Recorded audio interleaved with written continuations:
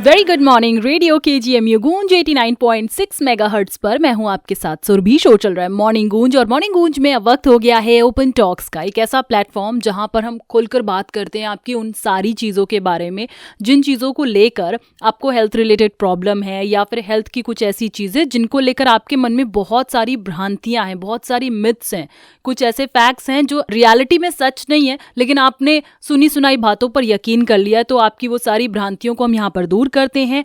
तो अगर आपके मन में भी आपकी हेल्थ रिलेटेड कोई भी प्रॉब्लम है या फिर कुछ भी ऐसी चीज जिसके बारे में आप कोई जवाब चाहते हैं तो आप हमें व्हाट्सएप कर सकते हैं ऑन 8887019138 पर। और आज ओपन टॉक्स में हमारे साथ हैं किंग जॉर्ज मेडिकल यूनिवर्सिटी के डिपार्टमेंट ऑफ रेडियो डायग्नोसिस से assistant professor doctor Anil Rawat.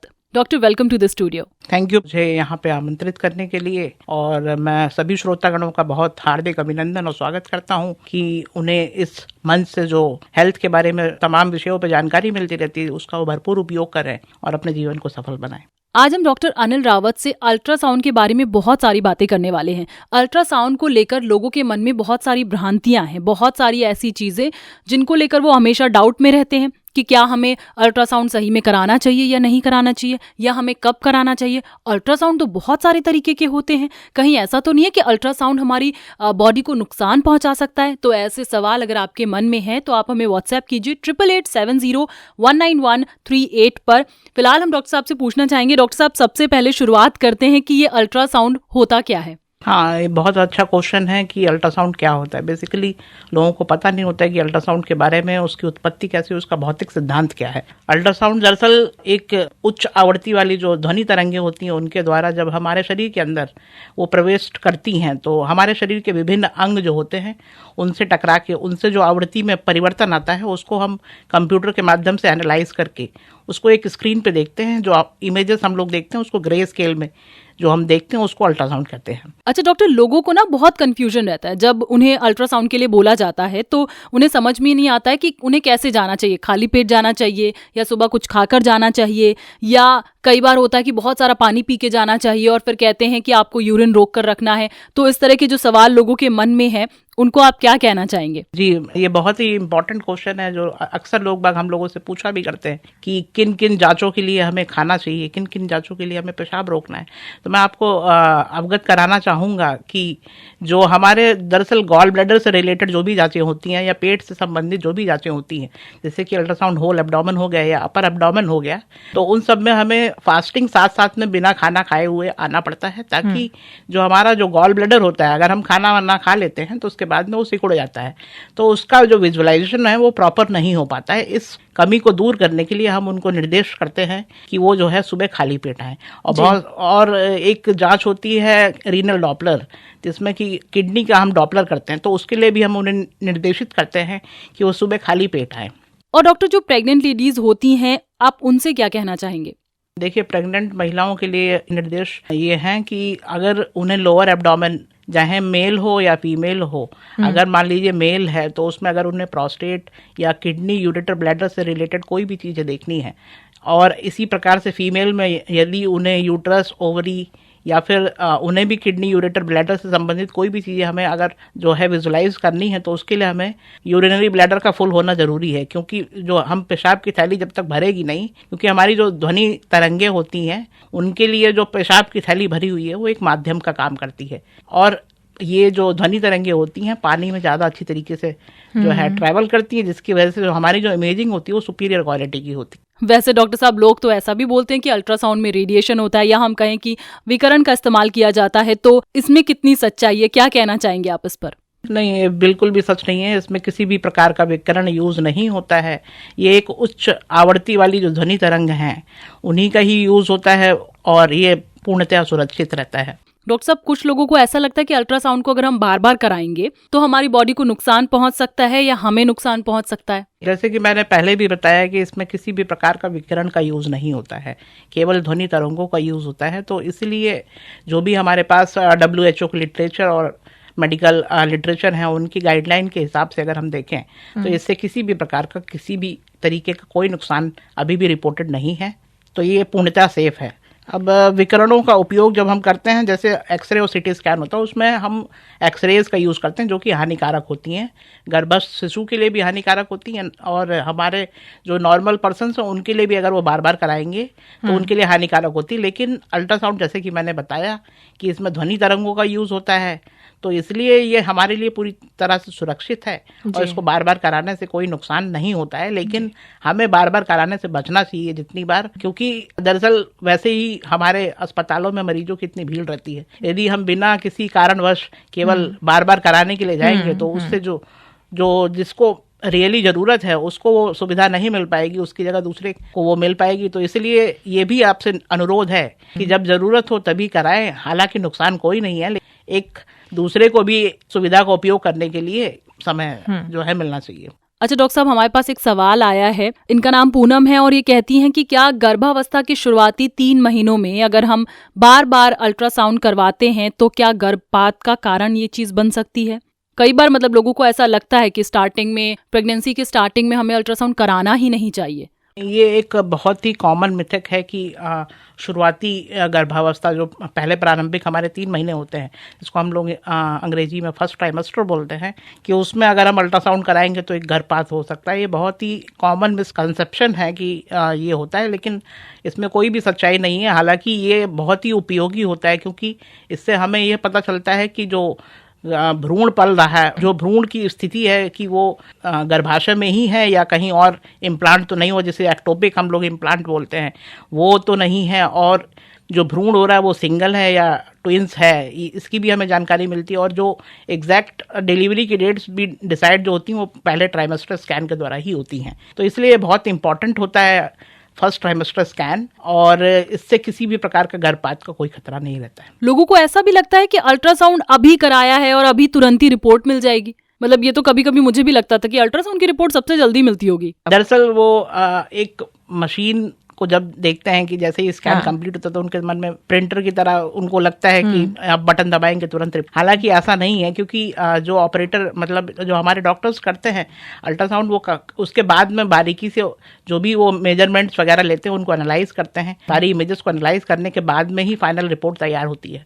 तो इसलिए उसमें थोड़ा सा समय लगता है कि वो तुरंत रिपोर्ट नहीं बनती है। तो इसीलिए ये प्रिंटर की तरह नहीं है कि आपने स्कैन खत्म हुआ और रिपोर्ट मिल जाएगा। तो ये एक ध्यान में रखना चाहिए कि जो रिपोर्ट है तुरंत नहीं मिलती है, थोड़ा सा समय लगता है। थोड़ा समय लगता है रिपोर्ट बनने में, सारी चीजें होने में। डॉक्टर्स उस रिपोर्ट को ढंग से पढ़ते हैं और फिर आपके लिए पूरी रिपोर्ट तैयार करके देते हैं, तो हाँ थोड़ा समय लगता है। डॉक्टर साहब, आजकल अलग अलग तरह के अल्ट्रासाउंड होते हैं। मतलब पहले जमाने में तो नॉर्मल अल्ट्रासाउंड होता था। मुझे ऐसा लगता है कि जिस तरीके से चीजें, टेक्नोलॉजी का विकास हो रहा है, उस तरीके से अल्ट्रासाउंड की भी बहुत नई नई चीजें आ गई हैं। लोग 2D अल्ट्रासाउंड, 3D अल्ट्रासाउंड, पता नहीं कलर डोपलर, लोग इस तरह के अल्ट्रासाउंड्स के बारे में बात करने लगे हैं।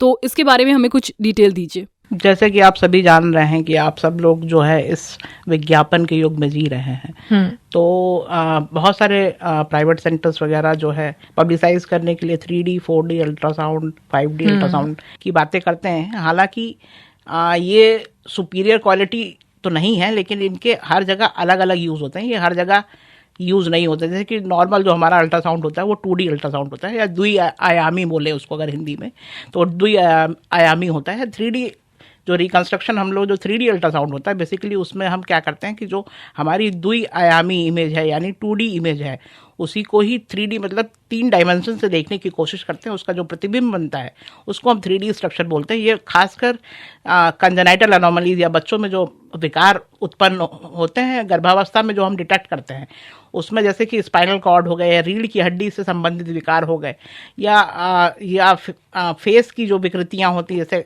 कटा हुआ होठ हो गया, तालू में छेद हो गया, इस तरह के जो विकार होते हैं, इन सब का बहुत ही सुंदर जो चित्रण होता है वो 3D इमेजिंग के माध्यम से होता है, जो कि जनमानस को ज़्यादा समझ में आता है। इसीलिए ये थोड़ा सा पब्लिसाइज भी है। कंपनीज जो अल्ट्रासाउंड की हैं वो पब्लिसाइज भी करती हैं। लेकिन हालांकि 2D अल्ट्रासाउंड अपने आप में बहुत ही सक्षम और बहुत ही उपयोगी जानकारी प्रदान कर देता है, लेकिन जो 3D अल्ट्रासाउंड है उसके कुछ अपने यूज़ हैं, उनको वहीं पे यूज़ करना चाहिए। हर चीज़ में 3D अल्ट्रासाउंड करने की कोई आवश्यकता नहीं है।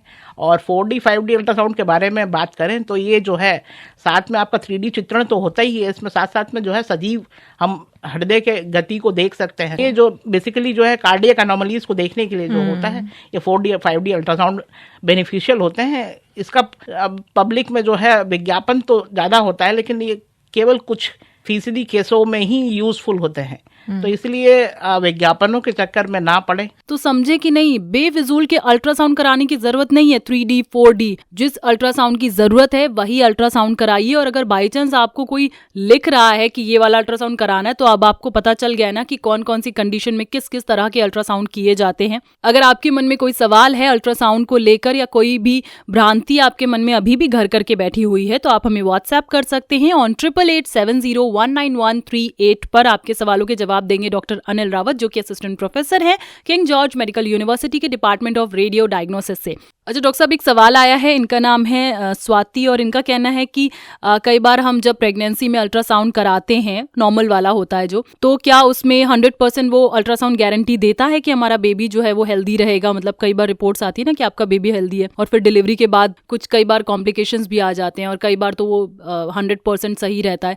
तो ये एक कन्फ्यूजन उनके मन में है कि क्या अल्ट्रासाउंड में जो चीज़ें हमें दिखती हैं वो 100% सही होती हैं? क्या हम रिलाई कर सकते हैं अल्ट्रासाउंड की रिपोर्ट पर? देखिए, बहुत ही आपने बहुत अच्छा क्वेश्चन पूछा है मुझसे। मैं इसके बारे में आपको जानकारी देना चाहूँगा कि जो गर्भावस्था में जो भी हम स्कैन करते हैं, अगर वो नॉर्मल है तो वो 100% गारंटी नहीं देता है कि वो बच्चे में बाद में जन्म के पश्चात उसमें कोई विकार नहीं है। क्योंकि जैसे बहरापन हो गया, गूंगापन हो गया, ये सारी चीज़ें जो है हमें केवल जन्म के पश्चात ही पता चलती हैं। लेकिन जो मोस्टली जो स्ट्रक्चरल एनोमलीज होती है, मतलब जो शारीरिक संरचना में जो भी विकृतियां होती हैं, उनका जो है ऑलमोस्ट मोर देन 80% जो है हम निर्धारण गर्भावस्था से पूर्व कर लेते हैं। और यदि मान लीजिए प्रेगनेंसी जो है हमारी 20 हफ्ते से कम है, तो अगर ज़्यादा बच्चे में ऐसी विकार हैं कि जो आगे जीवन जीने में सक्षम नहीं है, तो हमारे एमटीपी की गाइडलाइंस हैं कि 20 हफ्ते से पहले वो जो है गर्भपात भी करा सकती है। तो इसलिए अल्ट्रासाउंड एक बहुत ही सशक्त माध्यम है कि जिसके द्वारा हम जो है जन्म से पहले ही भ्रूण के बारे में उसके विकसित होने की जो प्रक्रिया है उसको समझ सकते हैं, और उस पर उसकी जो ग्रोथ है उसको हम मॉनिटर कर सकते हैं कि वो किस तरीके से उसमें ग्रोथ हो रही है, और आगे उस बच्चे का मतलब जो नॉर्मल शारीरिक विकास है वो कैसे होगा, आउटकम हमें क्या मिलेगा, उसको हम पहले से परिकल्पना कर सकते हैं। तो ये एक बहुत ही अच्छा माध्यम है, लेकिन ये 100% गारंटी नहीं देता है कि सारे विकार आपके जन्मजात बच्चे में जो है पहले से ही पता चल जाएंगे। क्योंकि अल्ट्रासाउंड दरअसल क्या है कि एक डायनेमिक प्रक्रिया है। इसमें जो बच्चा होता है वो लगातार मोशन में होता है, तो हमें उसको विजुलाइज या उसकी इमेजिंग करने के लिए एक स्पेसिफिक पोजीशन में जब होता है तभी इमेजिंग उसकी प्रॉपर हो पाती है, तभी उसके जो सारे अंग जो है हमें पूर्णतः दिख पाते हैं। यदि मान लीजिए बच्चा नहीं मूव कर रहा है प्रॉपर तरीके से, क्योंकि हम बच्चे को बाहर से कुछ उसको निर्देश तो नहीं दे सकते, चेहरा नहीं दिखाना चाह रहा है वो अगर तो हम उसके चेहरे के बारे में कमेंट नहीं कर सकते, क्योंकि जब तक वो चेहरा नहीं दिखाएगा तब तक हमें नहीं पता चलेगा कि उसके तालू में अगर कोई गड़बड़ी है या होंठ कटा हुआ है, तो हमें पता नहीं चलेगा। यही जो लिमिटेशंस हैं अल्ट्रासाउंड की हैं कि ये जो है दरअसल बच्चे के मूड पर डिपेंड कर रहा है कि वो कैसे आपको डील करेगा। अच्छा, मतलब अगर बाहरी कोई दिक्कत है तो वो तो हमें पता चल जाती है, जैसे कि हाथ पैर में या किसी और चीज में, लेकिन अंदर बच्चे की बॉडी के अंदर किस किस तरह की प्रॉब्लम है, जैसे बहरापन या फिर गूंगापन, उसके बारे में अल्ट्रासाउंड में पता नहीं चल पाता है। डॉक्टर साहब, सबसे बड़ा सवाल कि प्रेगनेंसी में हमें कब कब अल्ट्रासाउंड कराना चाहिए? ये बहुत ही यूजफुल क्वेश्चन है नॉर्मल पब्लिक के लिए, क्योंकि लोगों को पता नहीं होता कि उन्हें कब कब अल्ट्रासाउंड कराना चाहिए। तो अगर हम नेशनल हेल्थ मिशन भारत सरकार की गाइडलाइन के बारे में बात करें, तो इसमें दरअसल इनकी गाइडलाइन के हिसाब से है कि यदि महिला की उम्र 35 से अधिक है, या उसको कोई डायबिटीज़, हाइपरटेंशन, या उसके पहले कोई गर्भपात हो चुका है, किसी बच्चे में कोई विकार है, अगर इस तरह की उसको कोई समस्या है, तो उसे जो है अपनी गर्भावस्था में कम से कम 3 अल्ट्रासाउंड कराने पड़ेंगे।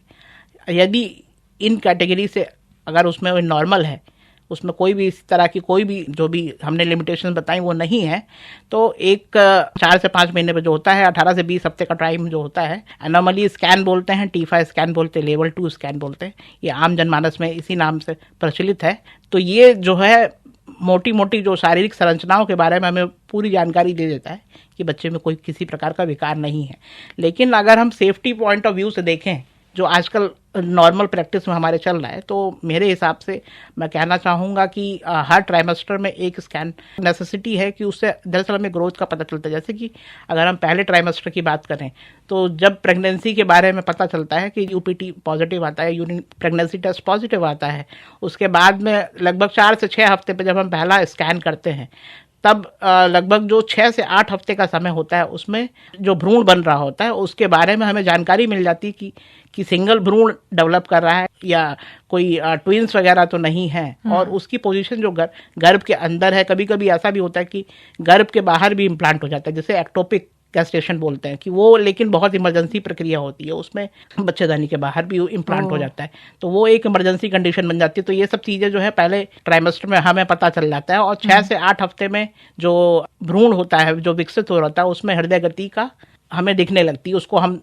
अल्ट्रासाउंड में विजुलाइज कर सकते हैं। तो 6 से 8 हफ्ते में एक स्कैन जो होता है उससे हमारा जो एक्सपेक्टेड डेट ऑफ डिलीवरी है वो उसका निर्धारण हो जाता है, और उसके बाद में हम कहना चाहें तो 12 से 13 हफ्ते पे एक NT-NV स्कैन होता है, जिसमें जो है न्यूकल थिकनेस और नेजल बोन है। ये हालांकि सब में इंडिकेटेड नहीं होता है, लेकिन जिनमें पहले से किसी बच्चे में विकार है या जो मदर की आयु है या माता की आयु जो है 35 वर्ष से अधिक है, उसकी फैमिली हिस्ट्री में, मतलब उसकी मदर साइड में किसी को इस प्रकार के विकार हैं, तो उनको ये NT-NV स्कैन भी कराना चाहिए। इससे जो है बच्चे में डाउन सिंड्रोम और टर्नर सिंड्रोम इन सब के बारे में जो है जो विकार होते हैं उनके बारे में पता चल जाता है। सेकंड जो हम अल्ट्रासाउंड करेंगे वो जो मैंने बताया कि 18 से 20 हफ्ते पे, वो सबसे डिटेल्ड स्कैन होता है, उसको एनोमली स्कैन बोलते हैं।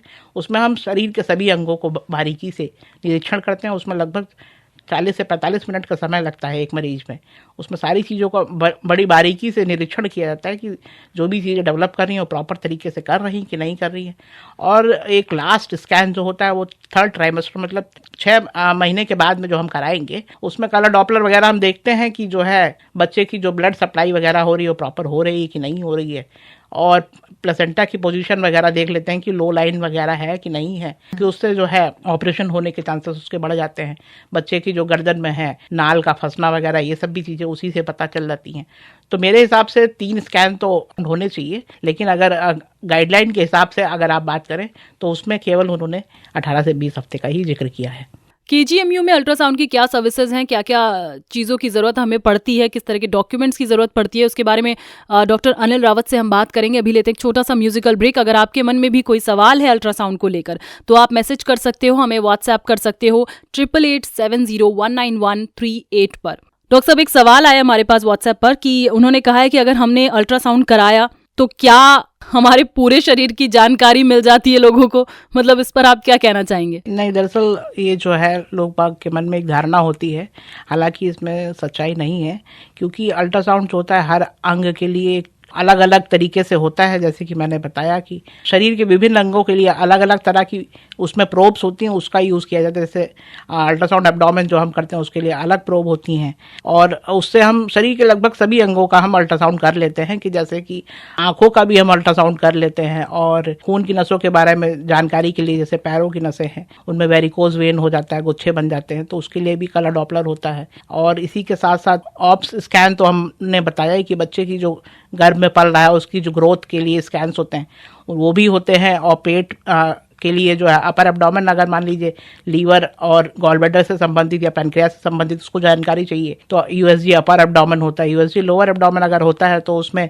जो है किडनी, यूरेटर, ब्लैडर, और यदि महिला है तो उस केस में जो है यूट्रस और ओवरीज के बारे में भी जानकारी मिलती है हमें। और इसी तरीके से हाई रेजोल्यूशन सोनोग्राफी भी होती है, जिससे कि जो है हम बच्चों में अगर अपेंडिसाइटिस का केस आता है तो वो भी जानकारी हम ले लेते हैं। हर्निया के है तो वो भी उसी से जो है हमें पता चलता है हर्निया के बारे में। हाइड्रोसील हो गए मेल्स में, तो इन सब चीज़ों के बारे में हर अंग का अलग अलग अल्ट्रासाउंड होता है और अलग अलग विधि होती है, और उसके अलग अलग प्रोब भी होते हैं कि हमारी मशीन में अलग अलग उसके प्रोब होते हैं, उनके द्वारा किया जाता है। तो ये कंसेप्शन दिमाग में धारणा नहीं होनी चाहिए कि हमने एक अल्ट्रासाउंड करा लिया तो पूरे शरीर की हमें उसको जानकारी मिल जाएगी, ऐसा नहीं है। अच्छा, KGMU में अगर हम सर्विसेज की बात करें अल्ट्रासाउंड के लिए तो क्या है? देखिए, हमारी जो सर्विसेज है उनको हमने 2 तरह से बांटा हुआ है। एक इमरजेंसी सर्विसेज है, वो हमारी ट्रॉमा में 24 घंटे चलती रहती है, उसमें जो भी इमरजेंसी मरीज भर्ती होता है उसके जो भी अल्ट्रासाउंड से जांचें होती हैं तो वो हमारी 24 घंटे चलती रहती हैं। और जो वार्ड में एडमिटेड पेशेंट्स हैं उनके लिए हम बेड साइड अल्ट्रासाउंड भी प्रोवाइड कराते हैं। उसमें जब रेफरेंस जिस भी वार्ड से आता है तो वहाँ पे हमारा जूनियर रेजिडेंट या सीनियर रेजिडेंट डॉक्टर वहाँ जाके वहीं पे उनके वार्ड में बेड साइड अल्ट्रासाउंड करता है। और रही बात ओपीडी मरीज की, तो ओपीडी हमारी रोज होती है। उसमें रजिस्ट्रेशन कराने के लिए आपको पीआरओ ऑफिस में काउंटर है, वहाँ पे जाना पड़ेगा अपनी ओपीडी पर्चे को लेके, जिसमें अल्ट्रासाउंड के बारे में डॉक्टर ने निर्देशित किया होगा कि किस प्रकार की जाँच होनी है। तो उस पर्चे को लेके जाना होगा पीआरओ काउंटर में, वहाँ से आपको डेट लेनी होगी। और जो गर्भवती महिलाएं हैं उनके लिए एक ज़रूरी डॉक्यूमेंट्स में ये होता है कि उनको क्वीन मैरी हॉस्पिटल, जो हमारा गायनी और ऑप्स का जो सेंटर है, वहाँ से डॉक्टर का पर्चा लेके आना होता है और साथ में आधार कार्ड की फोटोकॉपी लेके आनी होती है, क्योंकि उनका जो रजिस्ट्रेशन होता है वो पीसीपीएनडीटी रजिस्ट्रेशन में करना पड़ता है, फॉर्म F भरना पड़ता है। तो उसमें उन डॉक्यूमेंट के नंबर्स वगैरह मांगे जाते हैं।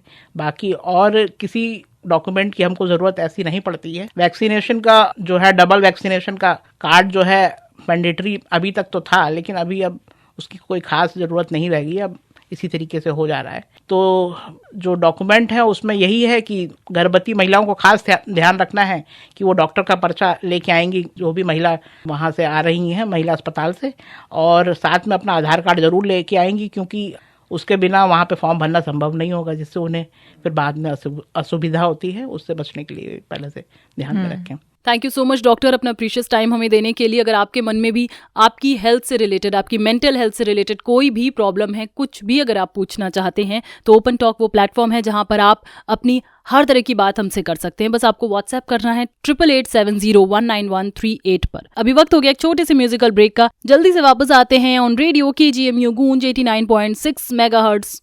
ये है लखनऊ के दिल की धड़कन। अत्यंत हर्ष और गर्व की बात है कि रेडियो KGMU गूंज आप हमारी फ्रीक्वेंसी 89.6 मेगाहर्ट्ज पर तो सुन ही सकते हैं, साथ ही विश्व के किसी भी कोने में सुन सकते हैं हमारे KGMU गूंज के एप्लीकेशन के साथ, जो अब एंड्रॉइड और iOS दोनों पर मौजूद है। एंड्रॉइड यूजर्स हमारे एप्लीकेशन को डाउनलोड करने के लिए प्ले स्टोर पर और iOS यूजर्स ऐप स्टोर पर जाकर टाइप करें KGMU गूंज और डाउनलोड करें जानकारी और मनोरंजन से भरपूर हम सबका अपना रेडियो स्टेशन, रेडियो KGMU गूंज 89.6 FM। Radio KGMU